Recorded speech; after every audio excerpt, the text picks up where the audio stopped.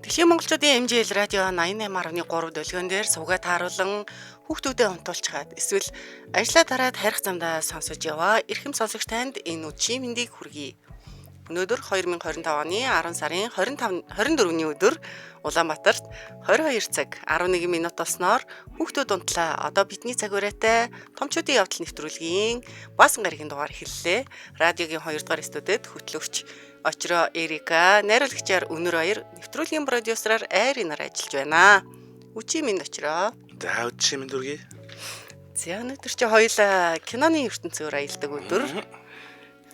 Халуухан эротик кинонуудаас хоёулаа дараалан хүргээд л явж байгаа тийм ээ. За өмнөх 7 хоног ч нөгөө эротик триллер, эротик инедмийн кинонуудын тухай ярьж байсан шүү дээ, тий?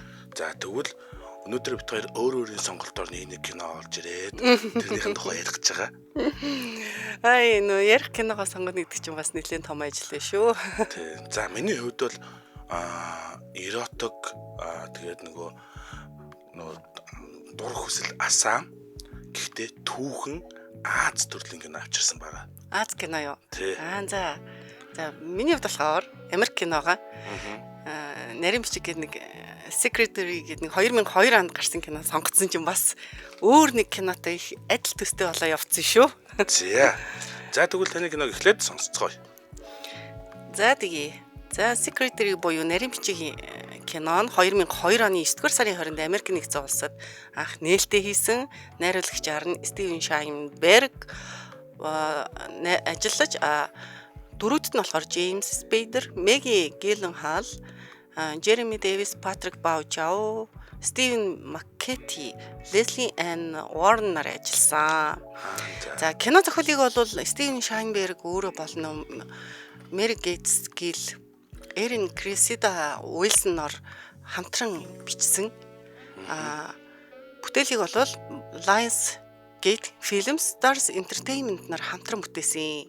За зохиолын сэтэл нь болохоор анхны зохиол нь болохоор энэ зохиолыг нь бичсэн гэж байгаа. Тэр Мэри Гейтс гэлийн өөрийнх нь Secretary гэдэг өгүүлбэрээс сэтвэлсэн байлээ. Нийтдээ бол 9.3 сая долларын орлого олсон гэж байгаа. Харин үнэлгээ нь бол бас их гайгүй юм билээ. Би үнэлгээг нь харж байгаас ер нь сонгоцсон. Rotten Tomato дээр 77%-тай, IMDb дээр 6.9 үнэлгээтэй юм билээ. Ерөнхийдөө дайжгүй. Ерөнхийдөө дайжгүй тий. Тийм байна. Найруулагч зургийг өгсөн байна. За энэ кино бахан тий. Нэг харчиж байсан юм шиг. Ямар ч тач бүсгүй нь бол гоё хүүхэн байдаг. Нүд нь бол их гоё, надад бол их таалагдж байгаа. Би чинь бас царайлаг хүүхэн залуучуудтай кинонд дуртай. За. Найруулагч бүсгүй хүүхэн зургийг өгөх баха. Ер нь бол нэг хөр хүүхэнтэй кинонд хүн болгол дуртай байдаг шүү дээ, тий. Тийм шүү дээ. Би ч гэсэн киногоо сонгохдоо эмэгтэйг нь харж сонгосон байгаа. Тийм үү. За би ч бас гоё залуу энэ төр гарвал бас үзэх дуртай янз бүрийн киног. За ингээд киноныхаа үйл явдлыг ерөнхийд нь ярьж өгье. За киноны гол дүр болох Ли Холлоуэй болохоор ерөнхийдөө нэг тийм гэр бүлийнхээ аав ээжээсээ болоод тийм жоохон сэтгэл зүйн гутралд орсон, сэтгцийн асуудалтай. За. Өөрийгөө өвтгдөг. Эмэгтэй юм байна тий. Эмэгтэй өөрийгөө өвтгөж ингэж юу яадаг тийм сэтгцийн асуудалтай болсон. Амиа хорлох хийсэн. Тэгээ аавч хоёр нь эмнэлэгт хэвтүүлээ сэтгцийн эмнэлгээс гарч ирээд гэртээ ирж байгаагаар ер нь бол эхэлдэг. Гэртээ ирээд. Тэгээд тэгсэн чи гэр бүлийн уур амьсгал нь жоохон онцгой байдаг. Яадаг гэхээр аав нь архиугаад ээжтэй нь хэрэлдээд идэг. Ер нь төвхтэй. Ер нь бол сэтгцэн эмгэх нь магадгүй ээж аваас нь шалтгаалсан байж магадгүй. Ер нь бол тийм. Тэгээ өөрийгөө ингээд зүсэн үдээсний машинаар ингээд үдэн тэгээд өөрийгөө зүсдэг эд хэрэгслүүд нь болохоор ингээд бүр олон янзын хотго мотго гэдэг айгүй.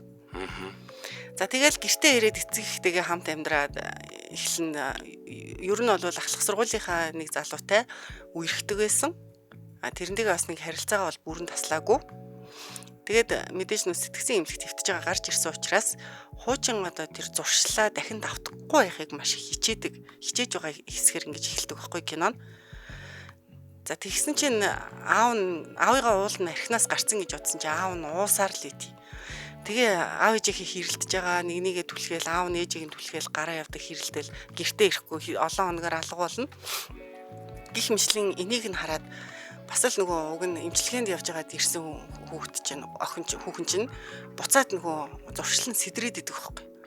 Тэгээ аавч өөрийгөө хэрэлдэж муудалцж байгааг харж байгаад айгүй амар шууд ингээд өөрийгөө зүсгэжсэн болгонгуудаа буцалсан устай ийм халуун даах авчираад хөлөө түлээд ямар амар. Харин тий айгүй амар.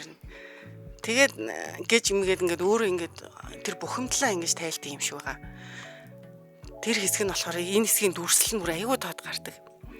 За тэгэхдээ энэ бүсгүйчин бас нөгөө мэдээж цаашд амьдрахын тулд нарийн бичгийн курс суугаад бичгийн машин дээр шивж сурдаг тийм сургалтанд сууж идэг байхгүй. Тэгээд тэрнийхээ дүүргчээд дараа нь нөгөө нэг ажил хайж эхэлнэ. Тэгээ аавч өөрийнхөө хэрэлтгийг сонсоод ер нь бол байнгын бухимдалтай байгаа шүү. Тэгэл найзуудтайгаа уулзаал тэр зовлонгоо бас яриад хуваалцаал.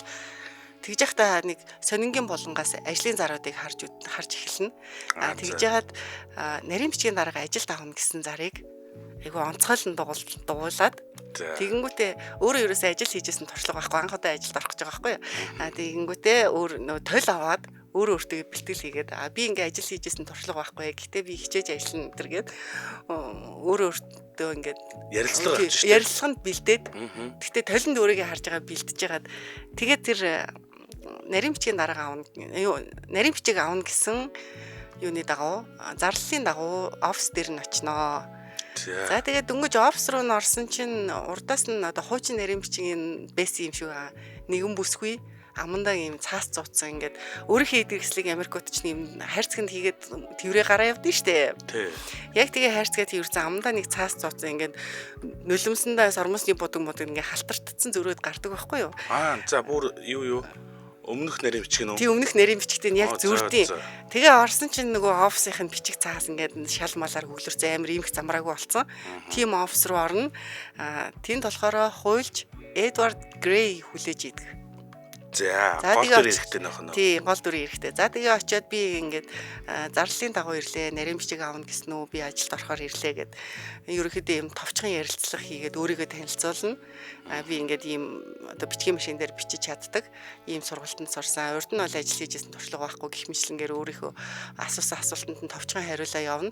Тэгсэн чи ер нь бол их өдөртэй ажилтай. Компьютер дээр бол шийхгүй. Чи утсанд хариулна. Зөвхөн бичгийн машин дээр миний хэлсэн одоо захидал бичиг юу гэдэг тэд нарыг бичих тийм л ажил байгаа. Ер нь тийм онц гоё сонирхолтой ажил бол биш шүү гэсэн чинь надад энэ ажил таалагдчихээн. Би ормоор байна гэж хэлснээр ер нь бол өөрөө тэрийг нэг айгу шаргуу илэрхийлдэг байхгүй юу? Би энэ ажилд орох хүсэлтэй байна гэдгийгээ. За тэгээд ажилд орохоор болно. Тэр даруйд нь ер нь бол утас дуурсан чинь шууд одоо тэр хуйлч Грей шууд утасныг нь аваад ажиллаа эхэлгээд. Тэгээ шууд ажилд орчих. Тэгээ шууд ажилд орчих. За тэгээд хиний хувьд болохоор хуйлч Эдвард Грей болохоор өөрөө бас нэг тийм сонин ааш замтай бас нэг асуудалтай нөхөр идэм аа. Гэр бүлийн харилцааны асуудалтай. Эхнэрийнхээ зургийг энд тэнд гаргаж тавиал хараал нэг дуугаа дүнсийсэн нэг тийм хүн байдаг. Би бол тэр хэсгийг нь яг айхтар ажил хэрэгч хүмүүстэй хуулзаад ажил ярьж байгаа хэсэг бол их гардгүй юм билээ. За тэгээд хуулийн зөвлөгөөл өгдөг юм байна тийм л юм шиг үлээ. Гэхдээ хүмүүс бол ингээд цагаа аваад ирж уулзаад идэг. Тэгээ олон тийм захидал бичигнүүд ирэн тэдний хариуг их бичдэг тийм ажил байсан. За тэгсэн нэг өдөр ерөнхий нэг лив штэ одоо гол дүрийн бүсгүй. За одоо энэ хоёр чинь гэхдээ офис дотор нэг юм хулганууд байгаад идэм билээ. Хулган нэрдэг авах энэ тэнтгүү тавиад идэг. Айгуу сонин би одоо энэ чи 2002 оны кино тий. Тэгээ хулганы авахаа янзлж энэ тэнт тавиад идэг. Тэгээд ноён Грей болохоор лиг дуудаад энэ хулганы авахыг янзлаад ингээд их гээд үүрэг даалгавар өгдөг байхгүй. Тэгсэн чи тэрнэрүүн тонгоох явцад нөгөө ли чинь өөрөө хөлөө гимтээсэн мэдэг байхгүй. Ингээд үдээсний машинаар үдээд ингээд айгу олон үдчихэд тэгээ тэрнийхээ шархыг ингээд шархны лин дээр наацсан байдаг. Тэр шархыг харцдаг байхгүй юу? Цаашаа тонгоохот нь. Тэгэл ямар сони ингээд анзаарсан. Тэгсэн чинь бушуухан шиг тэрийг нуучаад гараа авчихдээ. Гэхдээ ли гол дүрийн бүсгүй лигийн хувьд болохоор ерөнхийдөө нэг тийм мөрөө авчаал, нэг биеэ барьсан байдалтай, нэг тийм гөлгөөсөн харцтай, нэг тийм сонирн байдалтай бие авч явдаг ер нь яг киноны туршид. Грэйийн хувьд болохоор жоохон дуу тэгээ ширүүндөө төрхтэй, ажлын шаардлага өндөртэй. Тийм одоо дөрүүдтэй. За. За ер нь бол ажиллаа хийгээд нөгөө ноён Грей чинь ингээд ажлын шаардлага өндөр байхаар маш их хичээж ажиллаад идэг. Тэрнийхээ завсраар бас яг нөгөө урд нь харилцаатай байсан Питер гэ залуутайгаа болзоонд яваал тий одоо нэгэнд ажилд орсон юм чинь биеийн тавирсан сайхан цагийг зугаатай өнгөрүүлээд явж яхад нь нөгөө ноён хуульч чинь тааралдаад харчдیں۔ За. Нэг орой. Тэгэнгүүтээ маргааш нь ажилдаа ирэхэд нь уул нь бол тэр хосоод ч айгүй хөрхөн аз жаргалтай энийгээл хоорондоо эрхлээл ингэж харагддаг байхгүй юу. Тэгсэн чинь маргааш ноён Грей шууд дуудангуудаа баахан ингээд алдаатай битсэн загтал мэхтлийг нь үзүүлээд айгүй ууртайгаар шүүмжлээ загиндаг байхгүй юу. За. Тэгээ личин бүр ингээд бүлтгнээд яасан юм бол гэж тэгсэн чинь бүр тэрж байтгаа чи юм сонио хувц өмсдөг ер нь наад хувцалт чи ер нь наад таалагдахгүй байна. Үс мүсээрээ ингэж орлдог. Дээрээс нь чи яс нусаа татдаг гэж ирээл ер нь ингээд амар шүмжлээ загин. Хамаг болохгүйг нь ярьсан шүү дээ. Хамаг болохгүйг нь яриад айгүй ууртай. Тэгсэн чи би нусаа татдаг юм өс чи өстэй байн гэд ингэдэг гээд. За. Гэж хэлэнгүүт нь тэр бүх алдаануудаа ингээд нэг засах гад бүр айгүй хичээнгүлэн ажиллаад эхэлдэг. За хэзээ гоё юм. За тэгсэн чинь нэг өдөр ноён Грейлийг өрөөндөө дууддаг байхгүй юу. Яваад орсон чинь уц дугаараагүй байх. Уцанд хариул гэдэг байхгүй юу. Уул нь уц дугаараагүй байдий. За. Тэгсэн чинь уцанд хариул гэдээ хар ингээ гайхаа харсан чинь амаараа шүү дөр уц дугаарч чинь энд хариул гэдэг. Бас сонио ааштай. Харин тий айгу сонио ааштай ааш нь олддгоо. Тэгэнгүүт нь аваад уцан байна уу гэх нэг худлагаасаа ярьж байгаа ш тэр чинь ноён Грей офсен гэдээ ярьсан чинь үгүй чанга дугаар хариул гэлээ амар тушаал өгөөд ширүүн дөрөв торхтой байдаг. Тэгээ дугаараагүй уцанд хариулж дууссныхаа дараа нөгөө хоёр чинь ингээ хөвчлөлтөд нэг хэсэг инээлтээд хамт зэрэгцээд буудан дээр сунга халуун шоколадаар дайлдаг байхгүй ноён Грейлийг. За тэгснээ ингэж асуудыг. Чи өөрийгөө яагаад зүсдэм бэлий гэд. Зөөлдөр асуунаа. Тэгсэн чинь ингээ бодож яснаа мэдгүй гэдэг байхгүй. Тэгсэн дараа нь амар сони юм хэлд юм аа. Заримдаа ингээ дотроо ингээ сэтгэлийн шанал доторх өвдөлт чинь илрээд тэгээд энэ чинь ингээ чи өөрийгөө өвтгцэн байна штэ. Тэгээд энэ бүхнийхээ дараа чи тэгээд зүгээр аль чадж гэнэ үү гэж асуусан байхгүй юу? За. Тэгээд чи өөрийгөө өвтгснийхээ дараа шархлуулчаад тэр шархан эдгэрч байгаагаа хараад тайвширдгүү тийм үү гэд асуудаг. Магадгүй бас тийм төрлөг байж болох юм тий. Тэгэл тэгэнгүүт нөгөө юу гэж хариулахаа мэдгүй ингээд өөрийнх нь нууцыг мэдсэн юм шиг мэдрэмж төрж байгаа байхгүй юу? За тэгэнгүүтээ үргэлжлүүлээд ноён Грей чи одоо өөрөө юм том болцсон бүсгүй байна. Тэгэхээр ээжээрээ өдөр болгон ажилласаа авахуулаад авах шаардлага байхгүй штэ гэд хэлдэг. Тэгсэн чинь бүсгүй болохоор гинт айгу бодлогошроод ээжигээ ажиллаас нь авах гээд ирэхэд нь ээж та намайг одоо авах шаардлагагүй би өөрөө ингээ алхаад харьчий гэж хэлээд тэгингээ ингээд маш олон юм бодоод өөрөө алхаад хэрдэг байхгүй. Өөрийнхөө дотоод ертөнцөөр аялж өөрөө өөртөө ярилцгаа гадуур алхаж сэтгэлээ сэргээдэг. За тэгээд гих мэтлэнгээр ингээ ажил цааш ингээ үргэлжлээ явж исэн чинь Грей нэг л ууртай болооддаг гулам. Баянга ингээд үгсгийн алдаатай бичгээр нь бэлтэж гин түрүүний нэг бие авч явах байдал мэдлийг нь нас ингээд шүмжилсэн штэ. Тэгэнгүүт нөгөө Ли чи нөгөө өрөөндөө дуудахын өмнө хамрандаа цацлаг матлах хийж мэгээд ингээд хамаг байдгаар хичээгээд идэг. Тэгээд бүр ингээ улам хөлцөнгөө улам дуулууртай болоод улам ингээ хүндэтгэлтэй хандаж эхэлдэг. Тэгсэн чинь энэ нь болохоор хоёуланд нь ямар мэдрэмж өгсөн бэ гэхээр хуульчийн хувьд болохоор захирагч. За. Захирагчийн дүр одоо тийм хүсэлтэй байгаагаа бүсгүйгийн хувьд болохоор захирагдагч буюу одоо захируулагч тэгээ боол юм шиг байх тийм хүсэл тачаал байгааг өөрөө өөртөө гинт мэдэрч эхэлнэ. Яг тэр байдлаасаа шууд мэдэрч эхэлнэ шүү дээ. Нэг нь яг хүссэн яг ингээд цаанаасаа л ингээд нэг тийм захиргаад маар нөгөө захиргаадуулмаар санагдаад. Яг нөгөө BDSM эхэлж гин тий. За тэгэнгүүтээ нэг өдөр шууд дуудаад чи манай өрөөнд ороод ир гэдэг байхгүй юу? Нөө шууд ийм нэг дотор холбоо шиг юмтай. Тэрнгээрээ шууд өрөөнд ороод ир гэж дуудана. Тэгэл яваал орсон чинь нэг загтал үзүүлээд мэ энийг чи унш гэд шууд ширээн дээрээ тонгоолгодог байхгүй юу? Тэгэл эхнээс нь унш гэлтгсэн чинь уншаал эхлэнгүүт нь шууд өгцгөн дээр нь алгатаад эхэлнэ. Тас гэл. Тэгсэн чинь шууд Ли цочоол уншаа зогсоосон чинь үргэлжлүүл гэж хэлээл. Тэгэл уншаад эхлэнгүүт нь улам чангаалгатаад ит. Одоо янз хэлж шин. Тэгээд алгадаж загтлаа уншаад дуусангууд нь алгатгаа зогсоодог. Тэгэл за явж наатаа зас гэл. Тэгээд энэ нь болохоор ер нь анхны одоо тэр BDSM-ийнх нь эхлэл нь байсан. Тийм байна. Тэгээ энэ өдрөөс хойш ингээл ер нь нөгөө хоёр чинь ингээд харилцаа нь яг тэр өвөрмөц хүсэл тачаалаараа дүүрээд нэг нь бол ингээд нэг бүр улам их хүсэмжилдэг болоод нэг нь захирагч нөгөөх нь захирагдагч. Одоо эзэн болын хэв шинжинд орж эхэлнэ. Тэгээд нарийн бичгийн дараагаа одоо нарийн бичиг Ли маань энэ харилцаанд орсноосоо их таашаал авдаг болсон учраас өөрийгөө гимтээдэг байдаг хэрэгслүүдэд устгана. Оо ямар гоё. Нөө зүсгээ болчихж байгаа байхгүй юу? Ер нь одоо л өөрийгөө олж эхэлж байгаа юм шүү. Өөрийгөө гимтээс өөр ингэж болох юм байна гэх. Тийм нөө өөрийнхөө тэр таашаал авдаг аргаа олоод авсан учраас тэр тэгэд чир бас нөгөө гэр бүлийн уур амьсгалаас олж ер нь бол тийм зам руу орсон байгаа. Гэтэл за ийм харилцаанд орсон учраас гээд нөгөө багжнуудаа шууд авчиад голын ус руу гүүрэн дээрээс шидэл айгу сэтгэл өдрөг ажил руугаа алхна. За тэгэл ямар байдлаар одоо ажил дээр тэр хоёр харилцдаг байсан гэсэн чинь захидал бичиг цаасыгаа амдаа 104 хүлж мөлхөн.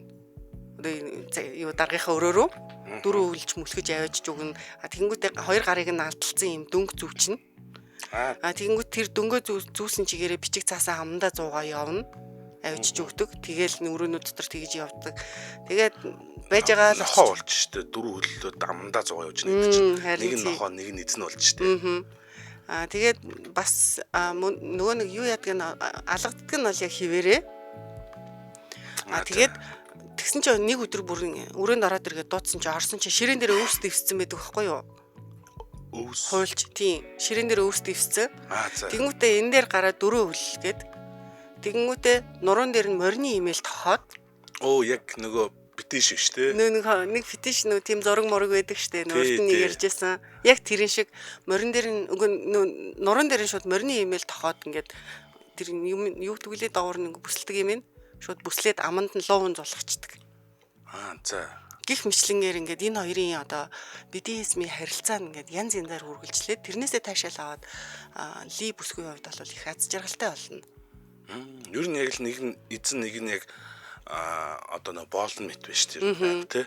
Тэгээ зарим өдөр болохоор хуйлч шууд нөгөө бүсгүй гэрлүү утсаар шууд оройн хоолн дээрээ тим юм ид тэгж бие авч яв гэд ингээд зааварчилгаа өгөөд чи тушаалыг өвчлөн биелүүлээрэ гэдэг тушаал өгчнө. Тэр зааварчилгааг бүгднгийн дагаараа гэл. Тэнгүүт нөгөө гэрийнх нь гайхаж байгаа юм чи ээж мэж нах гэж мэгсэн суудсан. Найз залуу молоо суудсан. Энэ яагаад байгаа юм бол гэл гайхаад нэг тиймэрхүү үйлдэлүүд бас гардаг.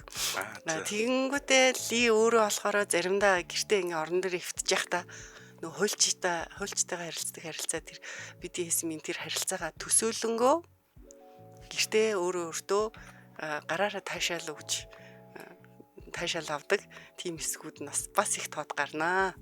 Яа. За ингээ харилцаа бол ер нь их л цэнэ хоёр гар нэг имжлэл муутай хүүхэн гэр бүлээсээ болоод бие их барьдаг юм а да гэд комментуудаас бичээл байгаа юм байна. За ингээд нэг удаа яг өрөөнд даргийнхаа өрөөнд дуудагдсан байжсэн чинь найз залуу Питер нэрдэг байхгүй юу? За. Тэгсэн чинь шууд уулзахгүй буцаачдаг би одоо ингээд завгүй байна гэж хэлээд. Тэгсэн ер нь бол нөгөө нэг таашаал ээлжид шийтгэлээ авах нэгэ баярлаад орчихсон яг зогсож идэх байхгүй юу? Тэгсэн чинь хүсснээр нь болдгоо хуульч шууд өөртөө гараараа таашаал өгөөд ингээд юбхээс өгөх гээд үгцгийг нь харж зогсож байгаа өөртөө таашаал өгчөөд тэгээ за одоо яв гэдэг байхгүй. Тэгсэн чинь нөгөө алгадуулж ярих ч юм уу өөр бусад шийтгэлийн тийм таашаал авдаг юугаа одоо авч чадаагүй. Тэгээд айгүй сэтгэл дундуур гараа явдаг. Найруулагч нөгөө яг өөртөө таашаал өгч байгаа зургийг тавьчихсан шүү дээ одоо. Тийм байна. Тэгээд энэ ер нь бол хуульч энэ харилцаагаа дуусгар болгоод Лиг ажиллаас нь чөлөөлсөн чинь Ли бүрэн амар шоконд ороод би ингээ ажилласаа гарахгүй халагдахгүй тийхгүй ингэхгүй гэд нилээн бол эсэргүүцдэг байхгүй юу. Тэгсэн чинь шууд өөрөө зүйлсээ цуглуулад яв чи халагдсан гэд ажиллаас нь халцсан. Тэгэнгүүт яг ингээд анх ажилд орох гээд ирж байхдаа хуучин нарийн бичгийн дарга намандаа цаас цугаад уйлаад гарч ирсэн нэг гинт сандаг. Тэгэл ер нь нэг жоохон байж байгаа л халаал явуулчихдаг. Харин тийм ээ. Тэгэл би ажилласаа халагдсанаас хойш өөрийнхөө хүсэл тачаалыг одоо хангаж яг тэр хэлбэрээрээ таашаал авах гэж авах арга замаа хайж эхлээд ийм садомазохист гэдэг лөө. Тийм хүмүүсийг хайгаад хид хідэн залуутай уулзч үзсэн боловч ерөөсөө сэтгэлд нь хүрдэггүй. Тэгээд тийм учраас одоо тэрийгэ болоод тэр хоорондоо нөгөө найз залуу Питертэйгээ үерхсээр байгаа штэ. Үерхсээр хагаад сүү тавиад 20-ийн өдөр нь тулж ирнэ.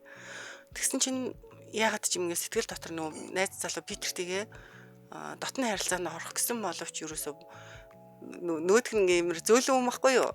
Тэгэнгүүт нөгөө таашаал авах гээд шууд ингээ хамт ингээ орондоо хийжсэн.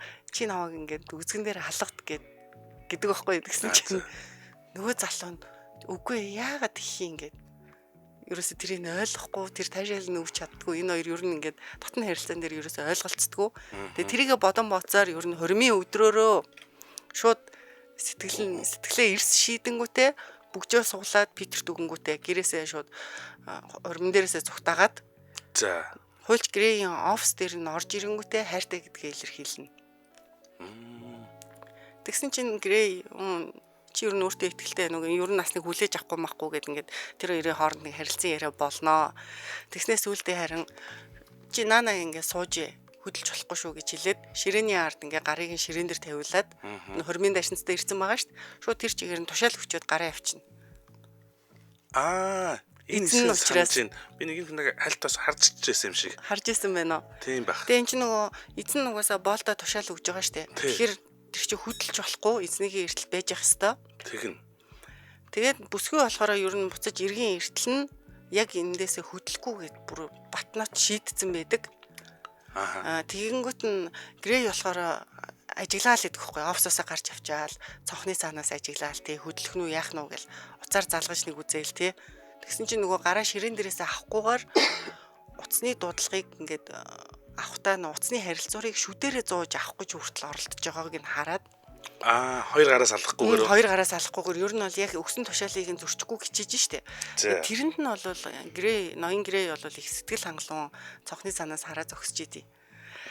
Тэгсэн хэрнээсээ айгу сонио нөгөө найз залуу Питер луун залгангуудаа сүд залуу Питер луун залгангуудаа танаа сүд бүсгүй чинь миний офисын өрөөнд байгаа шүү гэж хэлцдэг байхгүй. Тэгэнгүүт Питерээс ухаан жолоогүй гүйж ирээд найз бүсгүйгээ авч явахгүй сүд бүсгүйгээ авч явах гээд оролцсон чинь үгүй би юу эргэж тэмцэлтэд өөрөө өөрийнхөө одоо хүссэн хайртай хүнтэйгээ хамт баймаар байна гэж тэмцэлтэд ерөөсөө явахгүй үлдчихдэг.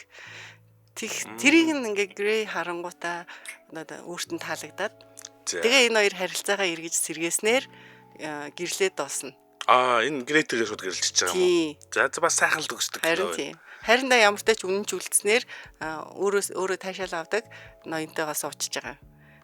Тэгээ энэ хоёр чинь бас ер нь бол хүссэн газараа хүсснээрээ дотны харьцаанд ордог хосоод болсноор кино дуусд юм байна. За гайхалтай. Сонирхолтой кино байна бас. Тэгээ эн чинь нэг 50 Shades of Grey-тэй ер нь төстэй байгаас тэ нэр нь ч гэсэн Grey гэж байгаа. Тийм байна. Grey гэж юм тий. Тэгээ 50 Shades дээр болвол юу чинь Grey дээр чинь ярилцлага авах гээд ирдэ шүү дээ. Тэгэж явах танилцдаг. Тий ажилд орох гээд тий. Гэхдээ зарим юмнууд нэг төстэй юм билээ. Одоо энэ Ли бүсгүй болохоор нэг тийм байж байгаад ингээд уруулаа хазаад идэм бил. Нэг тийм зуршилтай тий. Тэр зуршлыг нь харахаар ингээд нэгсээ ноён Грей ингээд байж ядаад идэг. Гэх мэтлэнгийн юм сонирхолтой одоо хэсгүүдтэй л кино байна. Тийм байна. За энэ бүр ой модон дотор байгаа зургийг манай найруулагч өгсөн байж. Тэгээ энэ хоёр ч нөгөө энэ бол бал сараараа татны харилцаанд орж байгаа хэсэг шүү. Тэгэл гал халуун кино биш бас. Энэ хоёр ч гэхдээ бас гоё төгсд юм байна. Тийм байна. Гэрлээ тусдаг. Миний киноч бас сонирхолтой төгсөлтэй кино шүү. Тийм үү? Тий. Тэгвэл одоо чиний киног сонсноо. За тэгвэл товчхон бас нөгөө юугаа сонсогчтой уулзалтын тал дээр бас товчхон яриа. Тэгээ хоёлаа өчтөр ярих гээд бас амжаагүй тийм ээ. Тий. 11 сарын 15-нд одоо манай сонсогчтой уулзалт Грант хэлцэж бодлын ивент толд болгож байгаа. За тэгээд тэнцээ манай яг өөрсдийн хөтлөгчдийн бэлдсэн сонирхолтой авиасууд үзүүлбэрүүд байгаа. Одоо тэгтээ ямар авиасаа үзүүлэх гэж байгаа хэлж болохгүй тий. Чи авиасаа үзүүлэх юм уу? Би юу бол мэдгүй. Юу гэсэн үг юм? Чиний крашууд чинь чамайг харах гээд очдөг юм агаас тий. Намайг нэг л хүн крашилж ирсэн гадаад дэсэн. Нэг чи эртээд юу гэдэг нэг пост оруулсан байлаа. Тэний краштай болсон. Би одоо авиасаа одоохондоо олоогүй байгаа гэдэг байхгүй юу? Би тэр авиасаа нээж байгаа. Тэгээд мэдээч хэрэг бас хөтлөгчдөөс гадна урлагийн үзүүлбэрүүд дуучид бас байгаа. Тэгээд мэдээч хэрэг хүлээ авалт юм чинь хоолойтай байгаа. Тэгээ тухтайхан суугаад хідүүлээ урлагийн тоглолт үзнэ, авиасаа үзүүлбэрүүдээ үзнэ, сонирхолтой тоглоомоо тоглоно. Нэг өдрийг маш сайхан өнгөрүүлнэ. Тэгэх нь Одоо билетнүүд ер нь бол бас борлуулалт нэлээ явж илээ цөөхөн үлдсэн юм шиг л ч тий. Нэг 60 хэд үлдсэн юм уу 60 гаруй. Тий. Билетүүд ер нь бол цөөхөн билетж байгаа ер нь таланж баг борлогдсон байлээ. Одоо ер нь удахгүй ер нь дууслаа гэж бид нар зарлж явах байх шүү. Дуусахад өгчин шүү гэд. Тэгээ ер нь байгаа дээр нь таваараа гоё дуртай ширээгээ сонгоод сандлаа сонгоод авч яхад бол зүгээр бах.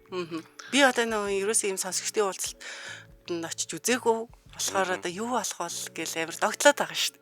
Их л догтлж байгаа. За тийм байна. Тэгэхээр ямар ч талаас сонсогчдын уулзалтын билетийг тэг гэж юмнаас авах боломжтой. За тэгээ удахгүй сонсогчдын уулзалтан дээр уулзъя. За яна надад одоо миний кино ярих цаг маань их баг болсон байна. За гэлс яралтай яриа да. За Конкубин буюу одоо хааны баг хатан гэд Солонгос киног сонгосон байгаа. За 2012 онд гарсан Солонгосын түүхэн кино байгаа. За тэгээ хааны баг хатан бол сэтгэл хөдлөм эротик одоо Солонгос кинонуудын сор болсон бүтээлүүдийн нэг байгаа. За найруулагчаар Ким Дэсин, гол дүрүүдэд Жо Yo Jong, Ким Ду Вук, Ким Мин Жун нар тоглосон. Хөөе энэ нөгөө хөөрхөн хүүхэн тоглосон юм биш тий. Тий одоо яарна. Энэ ч хөөрхөн хүүхэн шүү бас. Тий. Угаасаа оёо кино бүсгүйг нь сонгоод гол дүрийн эмэгтэйг нь хараад кино сонгосон байгаа. За киноны гол уур амьсгал нь ерөөсө Жосоны гүрний одоо ордон дүрэндэг. Жосон. Тийм Жосон тэгээд тэр ордонд болж байгаа хүсэл тачаал эрх мэдлийн дайн эмэгтэй хүний бие хэрхэн улс төрийн хэрэгсэл болж байгааг харуулдаг.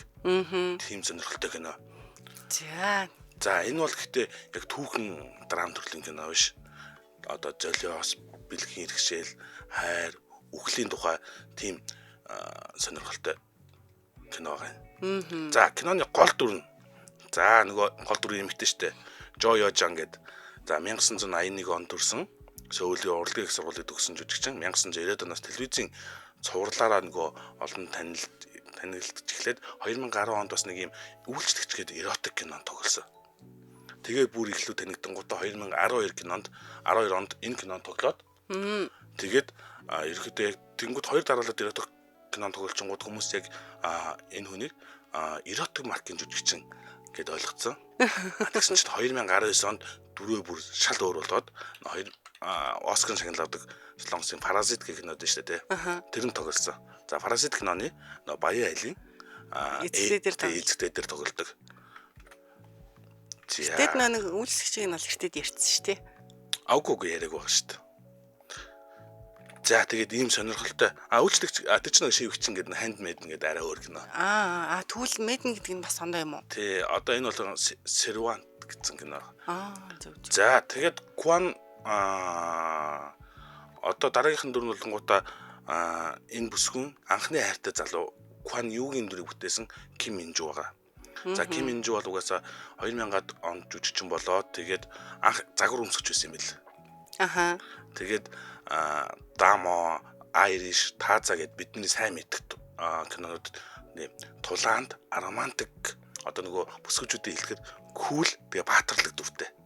Ер нь харвас дүр төрхөн тим юм биш үү? Тим дүрд их гоё тохирохоор л юм. Тэгээ энэ кинонд тоглосныхан дараа нь гэтэн дүрээ илүү өөрчлөөд нэг тийм нухацтай тийм илүү ухаалаг дүрүүдэд их тоглолдог болсон. За харин энэ хааны дүр тоглосон Ким Дон Ук нь болохоор 1980 онд 83 онд төрсэн. Хүмүүс яг юугаар нь танихэр Копений хаанхуу гэж цуврал киногоор нь олноо танигдсан юм байна ер нь. За тэгээ хааны баг хатан кинонд эрх мэдэл айдас шуналдаа идэгдсэн залуу хааны дүрийг бүтээдэг. За Их л шуналтай хаан байх юм. Тий. За яг энэ ч нэг шунал нь олонгуудаа юуны шунал та дуртах чаллын шунал. Хүсэл тачаал ихтэй гэсэн үг юм байна тий. Тий. Тэгээ энэ киноныхан дараа бас бурхадтай хамт цуврал тоглож олон улсын хэмжээнд өөрийгөө таниулж чадсан юм байна. За киноны үйл явдлын хувьд шүү дээ тий. За. Хааны ордонд анхандаа ингээд ордонд орохыг хүсдэг. Одоо Хуаян гэд бүсгүн тухай гардаг. Одоо ихтэй том их мэдлэлтэй айлын том сэхэтэй айлын охин. Тэр нэг хайртай залуутай байдаг. Тэр нь болохоор Кван Ю гэдэг нэг залуу байгаа. За гэвч тавилан хатуу одоо нөгөө Хуаяныг одоо хааны ордонд хааны эхнэр болохоор оруулахар болонгууд тэр хоёр шүн ингээд цухтаад. Нөө хайртай залуутайгаа юу? Тийм. Шүн цухтаангуудаа юунасаа гараад уулын дотор очиод модон дотор очингуудаа нүцгэлээд хамгийн ихний эротик хэсэг эхэлдэг.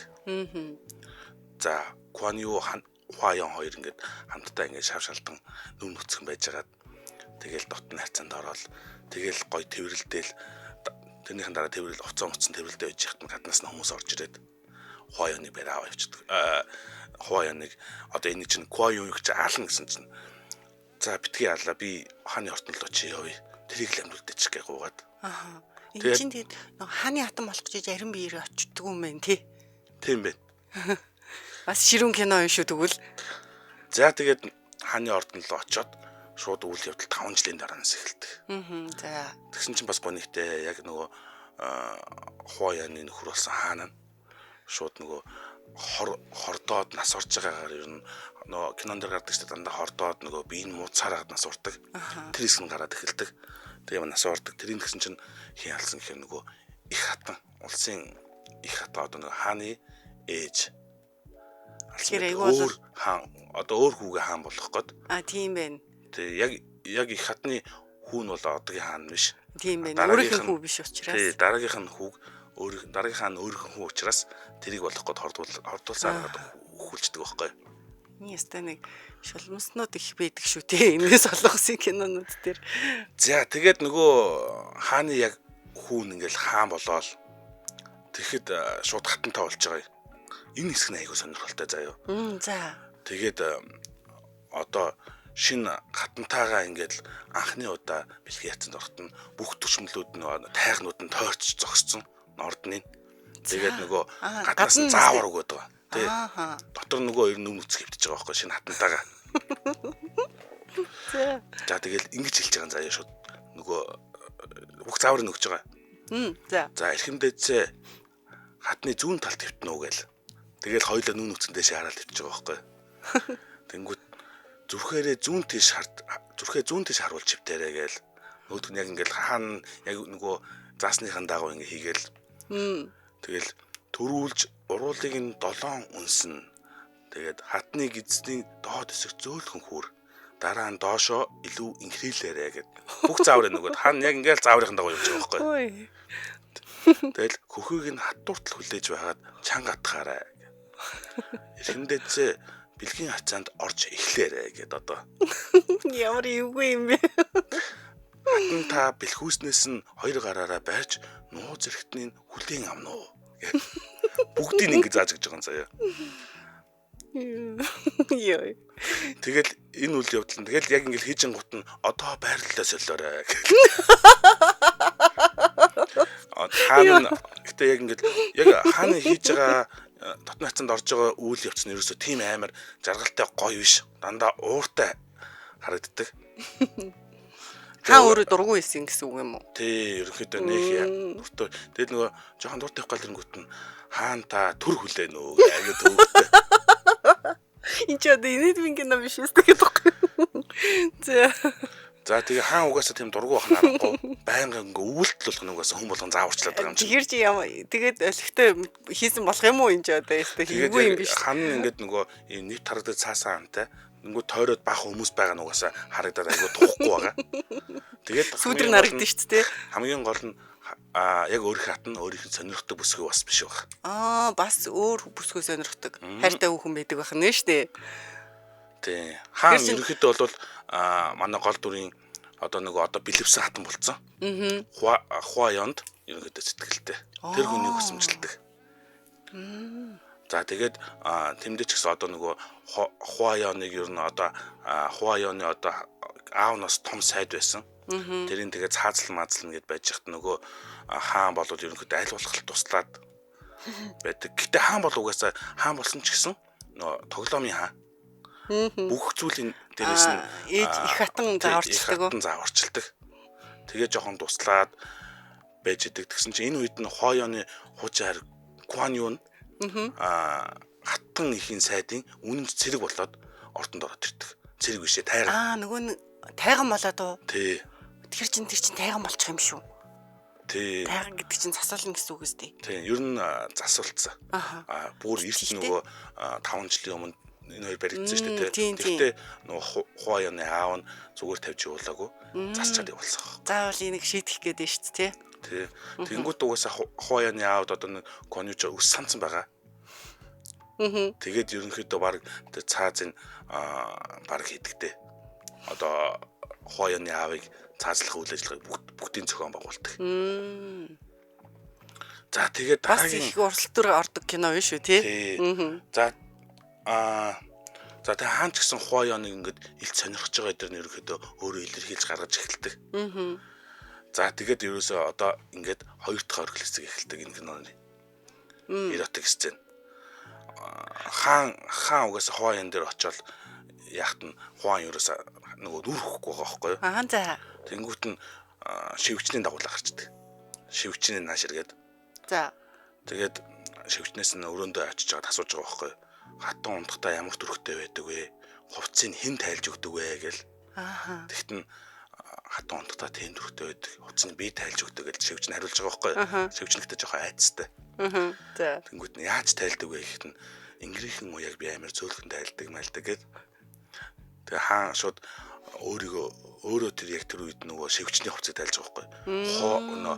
Хуаяны хувцсыг тайлж байгаа төсөөлж байгаа. Тийм яриулаад нөгөөдгөр нь яриулаад тэнгүүтээ тэгээ бас яаж усанд оруулдаг нь асуугаад чи Хуаяны усанд оруулж байгаа мэтэр одоо шивгчний бас хувцсыг тайлаад шивгчнийх нь тэгэд шивгч нь би ингэж хүүхийг нугаадаг ингүүт нь шууд хүүхэнд нь яг тэгж хүрээд тэгэд яриулсаар хагаад Хуаяныхын тухай шивгчнэр нь яриулсаар хагаад хаан шивгчэндээ дотн хайцанд орж байгаа. Тэгээд яг энэ хэсэгт нь болонгуудаа одоо эхлээд шивгчэнтэйгээ дотн хайцанд орж байгаа шүү дээ тий. Тэнгүүд нь яг эсрэг талынхаа хааныхын төсөөлөлт эсрэг талынхын хаалганы онгосон чинь нөгөө Куан Ю Хуаян хоёрын ингээд дотн хайцанд орж байгаа нь бүр илт өөдөөс нь гарч ирээд хаан тэнгүүд нь бүр асаал улам хүчтэй хийгээл нөгөө шивгчингээ эргүүлсэн чинь Хуаян болоод нөгөө ховөрч төсөөлөлт нь энэ тэгээд нөгөө нэг шивгчингээр яриулаад байна гэж штэ. Тэрийг сонсон чинь надаа нөгөө дандаа нөгөө зааварчилгаа өгөөд ийн гэсэн штэ. Нөгөө төшмөдүүд нь зогсчоод. Яг тэгсээр хагаад мууцаа сурцсан юм шиг санагдаад байна. Яг шивгчнэр нь Хуаяны тухай яриулаад ер нь арай илүү сэрэл аваад байна. Тийм тийм нэг мэдээж төсөөлөлт нь илүү ойрхон буу штэ. Тэгээ шууд ингээл эргүүлээд харсан чинь нөгөө шивгч нь Хуаян болоо хөрчиж байгаа байхгүй. Тэгээ хаан энэсээс илүү тачаал ихтэй илүү зөөлөн дотн хайцанд орж эхэлнэ.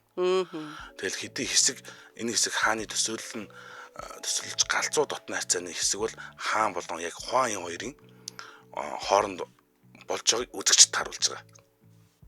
За энэ үуч дуусах мөчөд шивгч нь бүр ядарсан, туйлдсан ингээд салгалсан байдалтай өрнөөс нь гараа явдаг. Идэлүүлсэн. Ингээд шивгчийн охин хааны таалалд нийцсэн гэдэг шалтгаанаар хааны татвар юм болоод өөрөө шивгчин байгаа болонгуудаа өөрөө бүр шивгчэнтэй болдог. Тэгээ штэ. Татвар юм болчихж байгаа юм чинь тий.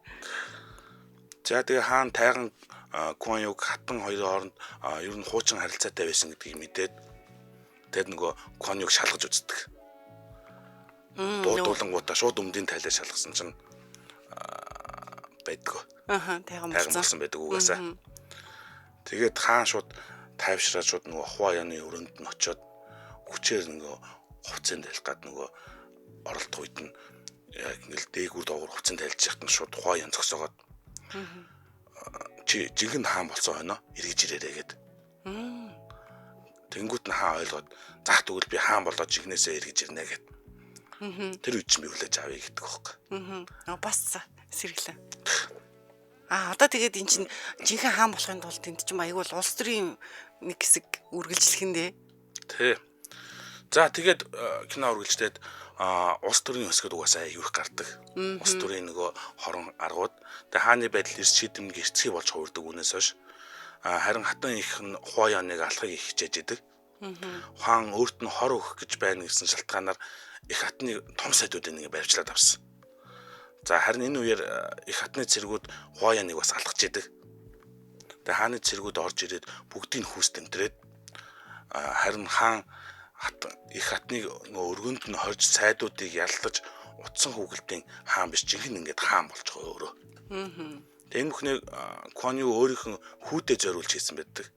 Куан Югийн хүү гэхээр юу байсан гэхээр нөгөө Хуаяаны хүү байгаа байхгүй юу?